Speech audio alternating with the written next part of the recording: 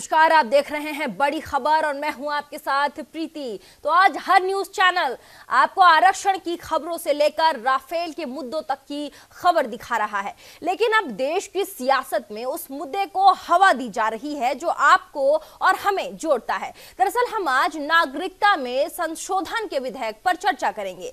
अगर यह राज्यसभा से पास हो गया तो पाकिस्तान, अफगानिस्तान, बांग्लादेश से पलायन करके भारत में शरण लेने वाले हिंदू, सिख, बौद्ध, जैन और पारसी साथ ही ईसाई धर्म के अल्पसंख्यक लोगों को उचित दस्तावेजों के बगैर भी भारतीय नागरिकता मिल सकेगी। इसके साथ ही इन अल्पसंख्यकों के समुदाय के लोगों को 12 साल के बजाय अब केवल 6 साल बाद ही नागरिकता दी जा सकेगी। तो अब सवाल यह बनता है कि एक तरफ तो कांग्रेस अल्पसंख्यकों की हितैषी कही जाती है, फिर आखिर ये क्या वजह है कि राज्यसभा में विपक्षियों ने इस बिल का समर्थन नहीं किया।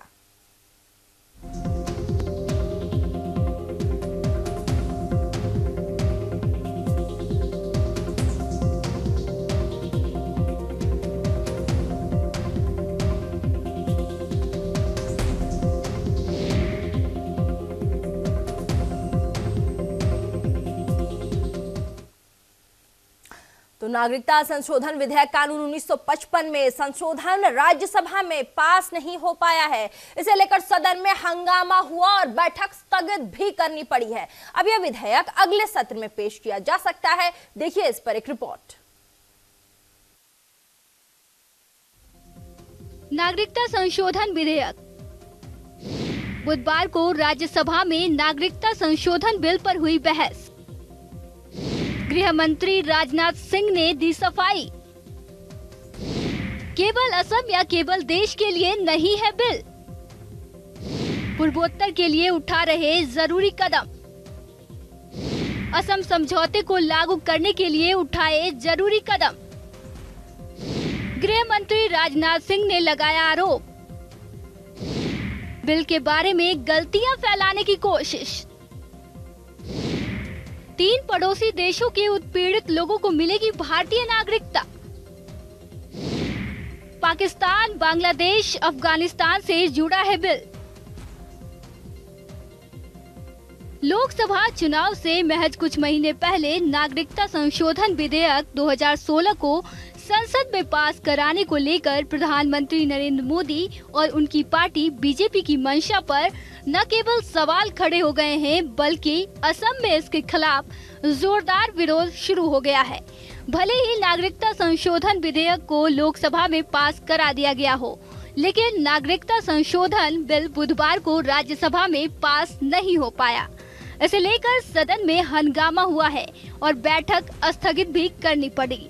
अब यह विधेयक अगले सत्र में पेश किया जा सकता है। कहा कि इस विधेयक के दायरे में सिर्फ असम नहीं बल्कि सभी राज्य एवं केंद्र शासित प्रदेश होंगे। पूर्वोत्तर के लोगों की हर चिंता का सरकार ख्याल रखेगी।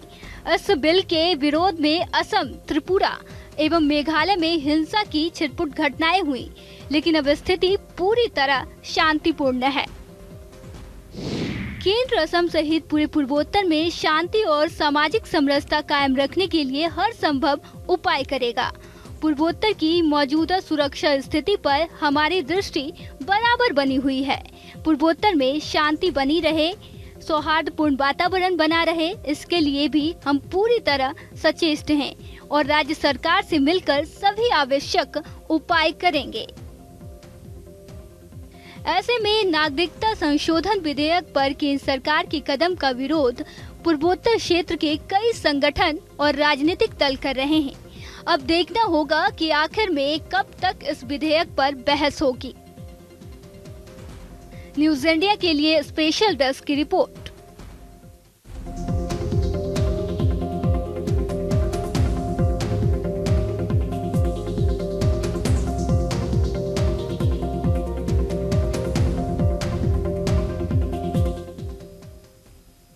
तो कल राज्यसभा में नागरिक संशोधन विधेयक बिल पास नहीं हो सका, तो इस बार लोकसभा चुनाव के पहले ही आखिर क्यों बीजेपी को याद आई ये अमेंडमेंट और साथ ही कांग्रेस जो हमेशा से हितैषी रही है अल्पसंख्यकों की, आखिर उन्होंने क्यों ऐसा कदम उठाया, उन्होंने क्यों उसका विरोध किया है? तो इस पूरी चर्चा में आज हमारे साथ शामिल होंगे हमारे स्टूडियो से विकास सोमानी, प्रवक्ता बीजेपी, साथ में आरसी चौधरी, प्रवक्ता कांग्रेस, और साथ ही हमारी लीगल एक्सपर्ट प्रज्ञा भूषण, एडवोकेट सुप्रीम कोर्ट। विकास सोमानी जी और आरसी चौधरी जी, आप सभी का बहुत बहुत स्वागत है न्यूज इंडिया में।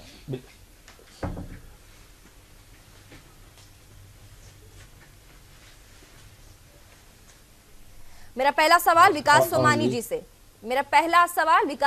जी से, विकास जी। हाँ बोलिए।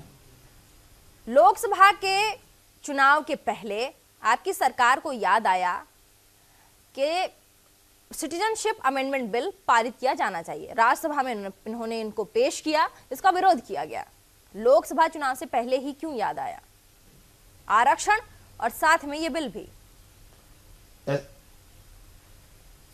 प्रीति जी, इसकी जो प्रक्रिया है 2016 से चल रही थी नागरिक संशोधन बिल की, और उसको जब पारित कराने का समय था तो इस प्रकार से कि आम जो देश की जो धारणा है कि विविधता में एकता है, उस प्रकार से हम असम ही नहीं संपूर्ण देश के लिए इसका कि किसी प्रकार से असम की जो संस्कृति है, वहां का जो मूल आधार है, उसका कहीं भी कोई छेड़छाड़ ना हो। और जिस प्रकार से कि आसपास जो 3 देश अफगानिस्तान, बांग्लादेश और पाकिस्तान के जो हिंदू जो है, अपने बौद्ध है, ईसाई है, उन लोगों की जो एक मूल नागरिकता के रूप में जो काफी समय से संघर्ष बना हुआ था, उस संघर्ष को एक प्रकार से लोकतांत्रिक प्रक्रिया के रूप से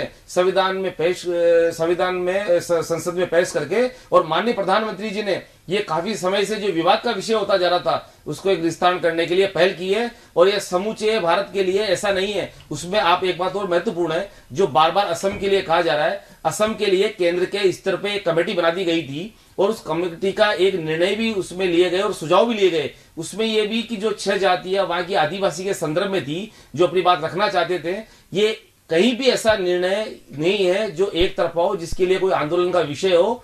ये आम जनता का जो मामला, जो एक नागरिकता का था, मूल अधिकारों से जुड़ा हुआ मामला है। इसके लिए ये लोकसभा में जो पेश किया गया है, ये देश के लिए एक दूरगामी सकारात्मक परिणाम हुए। चलिए, एक सवाल मैं विकास सोमानी आरसी चौधरी जी से ले लेती हूँ। आरसी जी, एक बात बताइए, एक तो आपकी सरकार हमेशा से हितैषी रही है अल्पसंख्यकों के लिए, फिर इस बिल के विरोध में आखिर क्यों खड़ी हो गई है आपकी सरकार?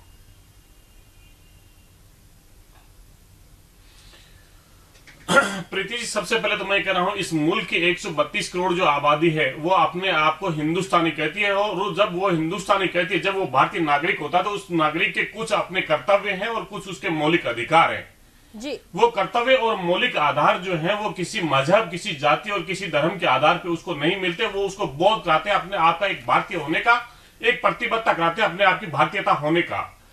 इस मुल्क के अंदर घुसपैठियों की जो चुनौती है, निश्चित रूप से एक बहुत बड़ी चुनौती है। वो चाहे इस मुल्क के किसी भी कोने के अंदर हो और किसी भी जगह पे हो। घुसपैठी की कोई जाति, धर्म, मजहब नहीं होता। घुसपैठिया इस देश के अंदर जो घुसपैठिया है, वो इस देश के अंदर अपने आप में एक चुनौती है। इसके शासन को, इसके प्रशासन को, और उसकी जो पहचान है, वो इस हिंदुस्तान की नहीं हो सकती। भारतीय जनता पार्टी निश्चित रूप से असम के अंदर, जहां पे 2014 का लोकसभा चुनाव था, पश्चिम बंगाल के अंदर देश के प्रधानमंत्री जी ने जो बोला, कहा कि हम बांग्लादेशियों का बोरिया और बिस्तर बांध के यहां से विदा कर देंगे। 2014 के लोकसभा चुनाव से पूर्व जो उनका बयान था, आज उनके 5 साल सरकार के पूरे होने को है, लेकिन वहां पे जो घुसपैठिए थे, आखिर 5 साल के अंदर उन्होंने कितने बाहर निकाले, अपने आप में प्रश्न उठता है। पूरे 5 साल के अंदर 1822 घुसपैठियों को यहां से बाहर निकाल पाई है। मैं आती हूं सर। आरसी चौधरी जी, एक बात बताएं, भारत की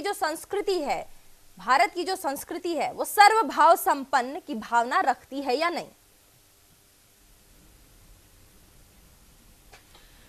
वसुदेव कुटुंब की जो भावना है, निश्चित रूप से आपने, प्रीति जी, मैं आपको जो जिक्र करना चाह रहा था, आपने कहा अगर वसुदेव कुटुंब की बात करते हैं तो भारत के अंदर आने वाला व्यक्ति और भारत के अंदर जो हम नागरिकता देंगे, वो किसी मजहब और धर्म के आधार पर कैसे हो सकती है? अगर कोई नागरिकता चाहता है तो उसकी नागरिकता का आधार धार्मिक पहचान हो। वो वसुदेव कुटुंब की जो हिंदुस्तान की पहचान है, उसको कैसे बनाए रखेगा? स्वामी विवेकानंद ने जहां पे विश्व हिंदू जो सम्मेलन था, उसके अंदर जब बोला, जहां पे इस मुल्क की जो चर्चा होती थी, उन्होंने क्या कहा था? वसुधैव कुटुंब का जो भाव था उनका एक ही था कि यहाँ पे हिंदू, मुस्लिम, सिख, ईसाई, पारसी मैं समाज आती जो लोग हैं, मैं आती हूँ सर आपके पास। हमारे साथ लीगल एक्सपर्ट प्रज्ञा भूषण जुड़ चुकी हैं, एडवोकेट सुप्रीम कोर्ट। प्रज्ञा मैम। जी नमस्कार प्रीति जी। जी प्रज्ञा जी, आपका बहुत बहुत अभिवादन है न्यूज इंडिया में। आरसी जी अभी बता रहे थे कि शरणार्थियों की बहुत बड़ी समस्या रही है भारत में। तो अभी ये जो लोकसभा राज्यसभा में हमारा नागरिक संशोधन बिल कल पारित नहीं हो पाया, अगर ये पास हो जाता तो कितने तरीके की जो समस्याएं हैं वो भारत में उभर कर आती, और पास होने के बाद कितने तरीके की समस्याएं हैं जिनसे भारत को निजात मिल जाता? देखिए प्रीति जी, सबसे पहले मैं ये बताऊंगी कि ऐसा नहीं है कि ये लॉ एग्जिस्ट ही नहीं करता भारत में जी। ये कानून पहले से भारत में है जी। तो नागरिक संशोधन बिल सिर्फ पिछले कानून में संशोधन के लिए है, पिछले कानून में हल्के से चेंजेस के लिए है। तो अगर कोई ये कहना चाहे कि आज की सरकार जो है एक नई चीज लेके आ रही है, नए पर्सपेक्टिव के साथ जो नई समस्याएं ले आएगी, तो ऐसा बिल्कुल भी नहीं है। जो चीजें एग्जिस्ट करती थी वही है, सिर्फ उसमें कुछ चेंजेस किए जा रहे हैं, अमेंडमेंट्स किए जा रहे हैं जी। दूसरी चीज मैं ये बताना चाहूंगी कि जो भारत है वो शुरू से ही सर्वभाव संपन्न रहा और अमन और पसंद रहा, और लोगों को शुरू से असलम देता रहा, लोगों को शुरू से जो संरक्षण है वो देता रहा है। ऐसा नहीं है कि ऐसा पहली बार हो रहा है।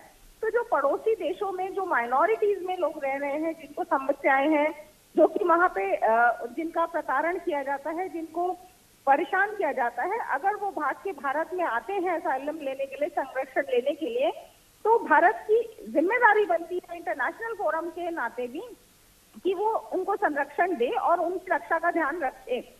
और इसमें सिर्फ टेन्योर को या टाइम को लेके चेंजेस किए जा रहे हैं, ऐसी कोई बड़े चेंजेस नहीं है जिससे कि भारत में कोई बहुत बड़ी समस्या पैदा हो जाएगी। चलिए, तो आरसी चौधरी जी, आपने सुन लिया कि हमारी लीगल एक्सपर्ट प्रज्ञा भूषण कह रही हैं कि इससे भारत पे किसी तरीके का कोई नुकसान भारत को उठाना नहीं पड़ सकता है अगर ये बिल पास हो जाता है राज्यसभा में। तो प्रज्ञा भूषण जी, जी जवाब दीजिए आरसी जी। भूषण जी जो विधिवेता है, जो बात कर रहे थे, निश्चित रूप से वो एक विधिवेता है, मैं उनकी बात का अभिनंदन करता हूं। लेकिन प्रज्ञा भूषण जी भी अगर ये बताते कि यहाँ पे जो रोहिंग्या मुसलमान म्यांमार से आए थे, उसके बारे में क्या नजरिया रखता है, क्या देश का कॉन्स्टिट्यूशन कहता है और क्या देश का सिटीजनशिप जो बिल कहता है। आखिर किसी भी हिंदुस्तान की सरहद के अंदर जब कोई भी व्यक्ति अगर फ्रीटेट करता है, घुसता है, अवैध तरीके से आता है, अवैध तरीके से रहता है, और जो सिटीजनशिप 1955 की जो चर्चा कर रहे हैं उसके और आज के भेद पे क्या बात कर रहे हैं, आसाम अकॉर्ड है उसके ऊपर इसका क्या इम्पैक्ट आने वाला है, कितने इनलीगल जो माइग्रेंट्स हैं वो इस हिंदुस्तान की सिटीजनशिप ले लेंगे, आखिर किन किन राज्यों को अपनी उनकी भाषाई, उनकी संस्कृति, उनका जो कल्चर है उसको क्या खतरा हो सकता है। अगर प्रज्ञा जी अगर बताएं तो निश्चित रूप से म्यांमार के जो रोहिंग्या मुसलमान आए थे उनके बारे में उनका क्या कहना। उन्होंने कहा वसुधैव कुटुंब की हम बात करते हैं, इंटरनेशनल प्लेटफॉर्म पे हम अपने आप की एक इमेज रखते हैं कि जहां पे प्रताड़ित कोई लोग आते हैं हम उनको नागरिक के तौर पे स्वीकारते हैं। तो क्या इस भारतीय जनता पार्टी की या किसी भी सरकार की ये दायित्व नहीं बनता कि वो उनको करे? तो इसका मतलब तो वो उनको भी स्वीकार करेंगे, रोहिंग्या मुसलमानों को भी स्वीकार करेगी बीजेपी की सरकार। प्रज्ञा जी। जी प्रीति जी, मैं आरसी चौधरी जी को ठीक से सुन नहीं पा रही हूँ, आप प्लीज क्वेश्चन बताएंगे। ये आपसे पूछ रहे हैं कि जो रोहिंग्या मुसलमान है, और जो शरणार्थी हैं, जिनके एवज में भारत में बहुत ऐसी समस्याएं उभर कर आई है, तो क्या उनको भी इस बिल के दौरान, ये बिल अगर पास हो जाता है, तो क्या रोहिंग्या मुसलमान और इस तरह के शरणार्थी जो भारत के लिए दायित्व प्लस समस्याओं का एक, आप बोल सकते हैं कि उनकी वजह से समस्या भी आती है, क्या उनको भी संरक्षित करेंगे? देखिए प्रीति जी, पहली चीज कि रोहिंग्या मुसलमान जो आए हैं भारत में वो शरणार्थी के तौर पे नहीं आए हैं, वो इनफिल्ट्रेटर्स हैं। तो शरणार्थी जो कि प्रॉपर एसाइलम लेके आ रहे हैं और इनफिल्ट्रेटर्स में बहुत फर्क होता है कानूनी तौर पे। दूसरी चीज जो कि ये लॉ है वो नॉन मुस्लिम माइनॉरिटीज के लिए है, और जो रोहिंग्या मुसलमान है उन्होंने जो अपने जिस कंट्री में वो रह रहे थे, जिस देश में वो रह रहे थे, और वहां पे जो उपद्रव मचाया, और वो जो वहां के आप बैकग्राउंड में जाके देखेंगे, अपने देश में रहने वालों को ही अगर वो ठीक से नहीं रहने देते हैं तो वो हमारे भारत में आके इस तरह का उपद्रव नहीं मचाएंगे। इसकी श्योरिटी कौन लेगा? इसका ध्यान कौन रखेगा? और रोहिंग्या मुसलमानों को वैसे भी इससे नहीं जोड़ के देखा जा सकता, क्योंकि ये नॉन मुस्लिम माइनॉरिटीज के लिए है, ये मुस्लिम मेजॉरिटी पड़ोसी देशों के मुस्लिम मेजॉरिटी के लिए नहीं है।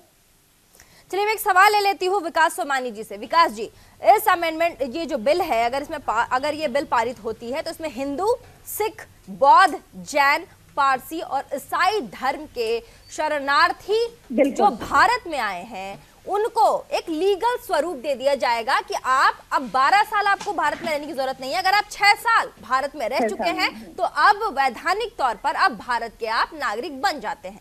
इसमें क्यों आपत्ति हो रही है विपक्ष के नेताओं को? जवाब दीजिए विकास जी। प्रीति जी, दरअसल विपक्ष के जो नेता हैं वो इस बात को स्पष्ट रूप से नहीं समझ रहे हैं कि बिल की जो स्थिति है जो पारित करने के लिए रखा गया है, जैसा कि अभी अधिवक्ता जी ने बताया, प्रज्ञा जी ने, उसमें आप ये विशेष रूप से है कि ये उन तमाम अल्पसंख्यकों के लिए है जो पाकिस्तान, बांग्लादेश और अफगानिस्तान के वहां पे उनको न्याय नहीं मिल रहा, उनको धार्मिक अपने जो है मूल संस्कृति से उनको प्रताड़ित किया जा रहा, उनको उन संस्कृति के मानने का अधिकार प्राप्त नहीं हो रहा। जो अपने संविधान, जो भारत का संविधान है, उसका अनुच्छेद 25 कि सभी धर्मों का आदर किया जाए। जी बिल्कुल बिल्कुल बिल्कुल विकास सोमानी जी, आप बिल्कुल सही कह रहे हैं। यही सवाल जी विकास जी बिल्कुल सही कह रहे हैं। यही सवाल मैं आरसी जी से पूछूंगी। आरसी जी, विकास जी का कहना है कि ऐसे लोग जिनको बाहर, जो यहाँ के लोग हैं वो बाहर जाके अल्पसंख्यक बनते हैं और उनको वहां प्रताड़ित किया जा रहा है, अगर वो वापस भारत में आना चाहते हैं तो भारतीय संविधान अगर उनको इस चीज की परमिशन देता है तो क्या दिक्कत है, कहाँ प्रॉब्लम है? भारतीय, सबसे पहले मैंने आपसे बात कही थी प्रीति जी, भारत का जो संविधान है वो कभी भी जो पहचान देता है वो आपको धर्म की और मजहब की पहचान नहीं देता, वो अपने आप को भारतीय होने की पहचान देता है। और वो भारतीय किसी भी मजहब का हो, उसके अपने मौलिक अधिकार हैं, उसके मौलिक कर्तव्य हैं। इसलिए संविधान कभी भी धर्म की पहचान नहीं दे रहा है, एक चीज। दूसरा, पड़ोसी मुल्क पे सताए हुए लोग अगर यहाँ आते हैं, और जो विधिवेता प्रज्ञा भूषण जी जो कह रहे थे कि वहां पे पड़ोसी मुल्क पे अगर किसी पे अत्याचार होता है और वो यहाँ पे आते हैं तो निश्चित रूप से हमें देना चाहिए, जो इस एक राष्ट्र का एक भाव है, इंटरनेशनल जो तथ्य हैं। तो यहाँ पे पड़ोसी अपने जो और दूसरे मुल्क हैं, चाहे नेपाल हो, चाहे श्रीलंका हो, चाहे म्यांमार हो, चाहे तिब्बत हो, आखिर किस हिसाब से भेदभाव किया जा रहा है? चाइना किस हिसाब से बात कर रहा है? प्रज्ञा जी ये जानते हैं कि कॉन्स्टिट्यूशन का जो आर्टिकल 14 है, वो आर्टिकल 14 कहता है कि इस मुल्क के अंदर सब लोगों को बराबरी का हक है। तो क्या ये मुल्क अपने आप की एक धार्मिक पहचान बनाने जा रहा है? क्या इस देश का कॉन्स्टिट्यूशन एक धार्मिक पहचान देता है इस मुल्क को?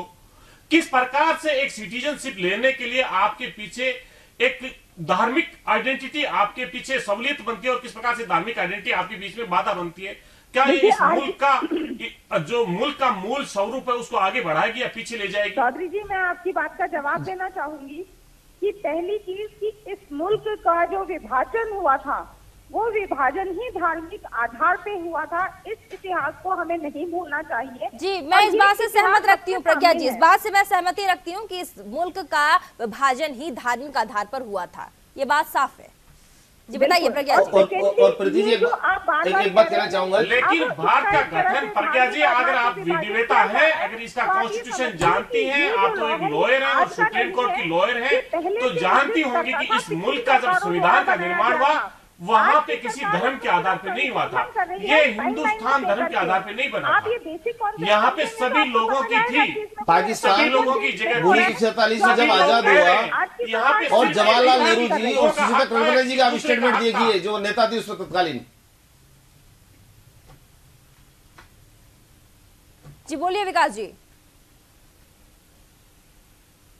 जो कहना चाह रहे हैं आरसी जी, कांग्रेस की बात को कहना चाह रहे हैं। 1947 में जब देश आजाद हुआ, जब जवाहरलाल नेहरू ने इस बात को कहा, पूर्व प्रधानमंत्री जी ने, और तत्कालीन जो नेता थी सुचित्रा कृपलानी जी ने, कि वो जो एक भारत की विविधता में एकता है, तो हम किसी मजहब को इस बात को कह के, और आप बार बार जो बिल का जो एक मूल उद्देश्य है, वो उद्देश्य जिस प्रकार से आसाम को ले, और आसाम के साथ साथ जो केंद्र की जो स्थिति है कि जहां भी जो विस्थापित हैं, चाहे पाक विस्थापित हो, चाहे बांग्लादेश के विस्थापित, जो अल्पसंख्यक माइनॉरिटीज है, जब उसमें इस बात का स्पष्टीकरण कर दिया गया है, तो मैं कहता हूं कि समूचे जो देश की बात करना चाह रहे हैं, जो आर्टिकल आर्टिकल 14 की बात कर रहे हैं, आर्टिकल 15 की करेंगे, फिर 16 की करेंगे, तो वो इसमें उससे इसका एक सेपरेशन है। और ये जो बिल अपने आप में, ये बिल अपने आप में जो बिल है, ये उन लोगों के लिए है जो अल्पसंख्यक हैं, अल्पसंख्यक बाहर हैं, जिनको देश की जो मूल अधिकारों का, आप मूल अधिकारों की जो बात कर रहे हो, ये बिल का जो मूल उद्देश्य है, आप समझना नहीं चाह रहे, आप बिल की जो ये जो बिल है,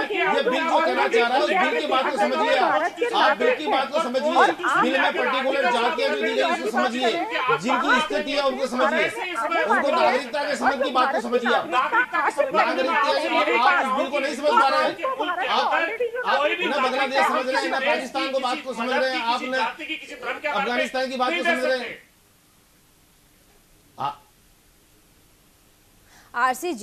आरसी चौधरी जी, आखिर आपको दिक्कत क्या है, आपकी पार्टी को दिक्कत क्या है? और सबसे बड़ा सवाल सर विकास जी ये भी बनता है कि चुनाव के पहले ही इस अमेंडमेंट मतलब नागरिकता संशोधन बिल विधेयक को राज्यसभा में पेश करने का क्या औचित्य हो सकता है? सिंपल सा जवाब दे दीजिए बस। प्रीति जी, मैं आपको बता रहा हूं कि 2016 से जब ये विधेयक पारित होने की स्थिति में, और इस पर लगातार केंद्र सरकार ने भी कमेटी बनाई, और उस कमेटी में आसाम सहित विभिन्न जो राज्य जहां पर इस तरह की स्थितियां, उस पर भी एक अपना वो लिया, और जेपीसी संयुक्त संसदीय समिति की कमेटी बनाई गई। जब इस प्रक्रिया को अनवरत रूप से चल रही थी, और एक जो सरकार जब कार्य करती है तो उनका उद्देश्य संपूर्ण देश और राष्ट्र हित को देखते हुए किया जाता है। इसको चुनावी मुद्दा बनाना एक कांग्रेस की बात है, ये कांग्रेस का चुनाव मुद्दा वाली बात नहीं है। हर बात को मुद्दा बनाते हैं, और फिर लोकसभा में आपको पता है कि जिस प्रकार से जो मत और जिस समर्थन में बात आती है, उससे ये एहसास होता है कि देश और राष्ट्र हित के लिए एक नीति ऐसी होनी चाहिए कि उस नीति में उन अल्पसंख्यक भाई जो हमारे मजहब विविधता से एकता का जो एक स्लोगन है उससे दूर हुए, और उनको बांग्लादेश, पाकिस्तान और अफगानिस्तान में ऐसी प्रताड़ित किया जा रहा है से भी जवाब दे लेते हैं। सर बताइए क्या कारण हो सकता है? आरसी जी बताइए क्या कारण हो सकता है? वो इस बात का स्पष्ट जवाब दें कि वो क्या चाहते हैं, वो नहीं चाहते। इस बार बीजेपी ने ये प्रस्ताव राज्यसभा में, ये विधेयक राज्यसभा में पेश किया है। प्रीति जी, ये तो पूरा देश जान रहा है किस हिसाब से क्या ये बिल है और कौन सा बिल का स्वरूप है, उसमें मैं कोई चर्चा नहीं करना चाहता। लेकिन आपने कहा कि कांग्रेस को क्या दिक्कत है। इस मुल्क को जो आजादी है कोई विरासत में नहीं मिली, किसी दया से नहीं मिली। इस मुल्क के हजारों हजार लोगों ने अपनी शहादत दी है, और शहादत देने के बाद में आज हम हर मुद्दे पे खुल के चर्चा कर रहे हैं। ये आजादी इतनी आसान नहीं है जो बनी रहेगी। जो पड़ोसी मुल्क है उस आजादी का भी हनन करना चाहते हैं। सर सवाल ये नहीं है, सर सवाल मैंने आपसे किया, जी सवाल मैंने आपसे किया है, आरसी जी सवाल मैंने आपसे किया है कि क्या लोकसभा चुनाव के पहले बीजेपी द्वारा नागरिकता संशोधन बिल विधेयक राज्यसभा में पेश किया जाना, ये क्या एक राजनीतिक एजेंडा हो सकता है लोकसभा के नजरिए से, लोकसभा चुनाव के नजरिए से? मैं ये पूछ रही हूँ। देखिए, ये तो मैं नहीं मानता कि उनका एजेंडा क्या है या क्या नहीं, लेकिन भारतीय जनता पार्टी की जो नॉर्थ ईस्ट के अंदर जो सरकारें हैं, उनके जो गठबंधन के जो दूसरे राजनीतिक दल हैं, वो तमाम दल, चाहे असम गण परिषद हो, चाहे शिवसेना हो, चाहे एआईडीएमके हो, तमाम जो राजनीतिक दल हैं इसके विरोध में खड़े होकर मुक्त होकर आ रहे हैं। यहाँ पे सबसे बड़ी महत्वपूर्ण बात यह है कि राजनीतिक एजेंडा हो सकता है भारतीय जनता पार्टी का, किस हिसाब से धर्म के आधार पर किसी चीज का ध्रुवीकरण इस मुल्क के अंदर स्वीकार नहीं है। धर्म के आधार पे नहीं है, जो बार बार आप कसरत कर रहे हैं, धर्म के आधार पे नहीं है, इस मुल्क को स्वीकार नहीं है। इसलिए भारतीय जनता पार्टी का तो एजेंडा सदैव धर्म के आधार पर राजनीति करने का रहा है, और उसी स्वरूप में हो सकता है। लेकिन ये इस हिंदुस्तान का मुल्क का हर व्यक्ति इनलीगल माइग्रेंट को यहाँ पे कभी स्वीकार नहीं करेगा, घुसपैठियों को कभी स्वीकार नहीं करेगा, और किसी मजहब के आधार पर किसी को चयनित करके और बसाया जाए, ये शायद संभव नहीं लगता है। बताइए विकास जी। जो बात ये कहना चाह रहे हैं आरसी जी, आप इनसे पूछिए कि नागरिकता जो बिल है वो 1955 में जब आया था तब कांग्रेस सरकार थी। आप जैसा कि प्रज्ञा जी ने भी ये कहा कि एक टेन्योर का मामला है कि जो 12 साल में था वो 6 साल में। अब आप अपनी बात को स्टैंड करने के लिए कि उसको अमेंडमेंट करके, और जो भारतीय जनता पार्टी सरकार है वो जिस तरह से समूचे देश को एक सूत्र में बांधना चाहते हैं, जबकि आसाम की संस्कृति और पाशा की संस्कृति के लिए कर रहे हैं, आप अपनी बात को मना कर रहे हैं। तो नागरिकता बिल तो पहले भी था, नागरिकता बिल पहले भी बनाया हुआ था, आपने असम समझौता 1985 में किया। आप जब कह रहे हैं कि उसमें अमेंडमेंट है, ये कोई बिल की जो बात कर रहे हैं, और बल्कि इतने वर्षों में जो घुसपैठिया है, आज उनका एक करने के लिए कि उनका घुसपैठियों का चेंज हो, एनआरसी का जो मामला हुआ और जिस तरह से देश आज एक वोट बैंक के खातिर जिस तरह से एक विभिन्न धर्म के लिए जो कांग्रेस राजनीति करती है, जाति की नहीं, समूचे देश की बात कीजिए, आप समूचे बिल की बात कीजिए और जो अल्पसंख्यक की बात करिए, जो देश की जो एक मूल अवधारणा है उसके लिए आप बना नहीं कर सकते। आप हाँ में नामे जवाब नहीं दे रहे। आप इस बात को बताइए कि आप इस बिल को मानते नहीं मानते। आप हाँ में नाम आप ये बताइए कि आप बिल के लिए क्या बोल रहे हैं। आपकी अपनी बात स्पष्ट नहीं है। आरसी जी जवाब देने की आदत आरसी जी आप जवाब देने की स्थिति में संशोधन बिल जो है, प्रज्ञा जी भी इस बात को कह चुकी है, बिल वो नहीं है। ये बिल पहले 1955 में बिल बना चुके हैं जब कांग्रेस सरकार थी और जब देश का विभाजन हुआ 1947 में जाति आजाद हुआ, उसके अंदर आप उस बात को कैसे नकार देंगे। चलिए जाते जाते एक लास्ट सवाल प्रज्ञा जी से मैं लेना चाहूंगी। प्रज्ञा जी, ये जो बिल है, इस बिल के आने के बाद क्या आर्टिकल 14 के तहत भारतीय लोगों के ऊपर या फिर जो इनसे लाभान्वित होंगे उनके ऊपर कोई डिफरेंसेस आएगा? ये सारी चीजें इक्वल रहेंगी जैसे चलती आई? प्रीति जी, मैं यही चीज एक्सप्लेन करना चाह रही थी आरसी चौधरी जी की इस बात पे कि आर्टिकल 14, 15, 16 या जो भी फंडामेंटल राइट्स हमारे एग्जिस्ट करते हैं जी, वो उन लोगों के लिए हैं जो भारत के ऑलरेडी नागरिक हैं, भारत के सिटीजन हैं जी। और ये जो बिल है, सिटीजनशिप बिल, ये उन लोगों के लिए है जो असाइलम लेके भारत में आया है और अभी नागरिक नहीं बना है, उसे नागरिकता देने के लिए ये बिल है। तो आर्टिकल 14, 15 में इससे हिंड्रेंस नहीं आएगी क्योंकि उन लोगों के पास अभी फंडामेंटल राइट्स भारत के हैं ही नहीं और जिन लोगों के पास फंडामेंटल राइट्स है उसको हार्म नहीं किया जा रहा है। तो अगर धर्म के आधार पे भी उनको सिटीजनशिप दी जा रही है तो वो बाहर वाले लोग हैं उनको दी जा रही है। भारत के ऑलरेडी एग्जिस्टिंग नागरिकों के साथ धर्म के आधार पे कोई भी भेदभाव नहीं किया जा रहा है। तो इसलिए हमारे फंडामेंटल राइट्स इसमें हैम्पर होने का सवाल ही नहीं उठता है।